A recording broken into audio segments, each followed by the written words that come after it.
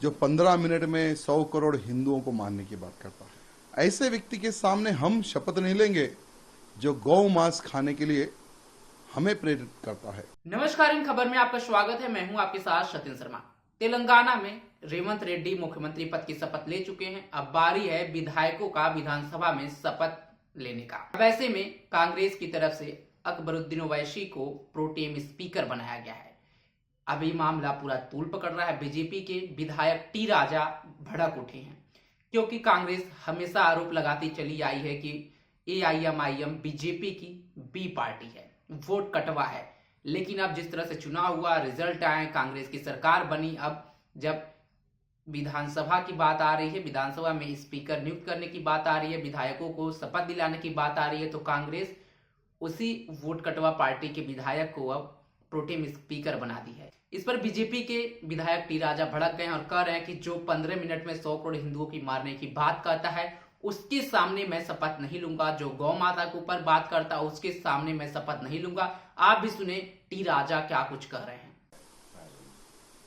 बहुत ही दुर्भाग्य की बात है, नई सरकार, नया कांग्रेस का मुख्यमंत्री रेवंत रेड्डी बनने के बाद में कांग्रेस का असली चेहरा सामने आया है। हर बार रेवंत रेड्डी ये कमेंट करते थे कि बीजेपी एमआईएम बीआरएस एक है। तो आज तेलंगाना की जनता को पता चल गया है कि कौन किसके साथ है, कौन कौन कब कहां पर मिला है। और आज अकबरुद्दीन ओवैसी को, जो कि एमआईएम का विधायक है, उनको प्रोटेम स्पीकर बनाया गया।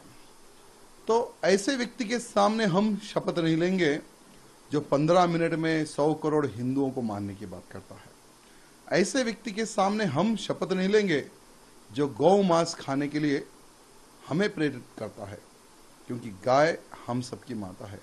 तो हम कल बॉयकॉट करेंगे और अकबरुद्दीन ओवैसी के सामने हम शपथ ग्रहण समारोह में हम सम्मिलित नहीं होंगे। नेक्स्ट डे जो नया स्पीकर जो तेलंगाना राज्य का जो बनेगा, उनके चैम्बर में हम लोग जाकर शपथ ग्रहण समारोह करेंगे। पार्टी की ओर से क्या इसके ऊपर संभव है? कल मॉर्निंग 7 o'clock किशन रेड्डी जी की अध्यक्षता में पूरे विधायकों दल का एक मीटिंग लगाया गया है।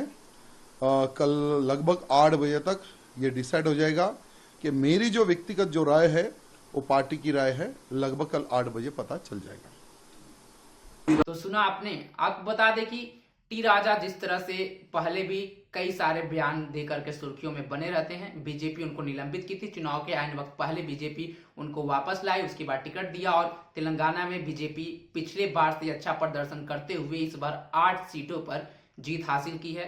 सरकार बनने के बाद से अब विद कैबिनेट बैठक होनी है। लेकिन जिस तरह से प्रोटेम स्पीकर को लेकर के अब बीजेपी की तरफ से बवाल छिड़ गया है, वैसे भी देखना होगा मामला कितना बड़ा तूल पकड़ता है। वैसे आपको बता दें कि टी राजा की तरफ से यह भी कहा गया है कि यहाँ पर जो केशवन रेड्डी हैं, उनके साथ सुबह 8 बजे बैठक होनी थी। बैठक में क्या बात निकल कर सामने आई है, ये तो अभी तक पता नहीं चला है।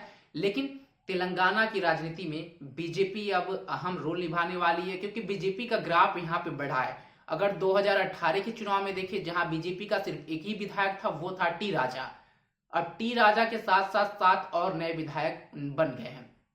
तो जिस तरह से 5 साल में तेलंगाना में बीजेपी अपना ग्राफ बढ़ाने में सफल रही है, तो लोकसभा का चुनाव भी करीब है। अब ऐसे में प्रधानमंत्री का मंथन लोकसभा चुनाव में इस राज्य से ज्यादा सीट निकालने की कोशिश होगी। तब तक के लिए आप बने रहे हमारे साथ और देखते रहे इन खबर। धन्यवाद।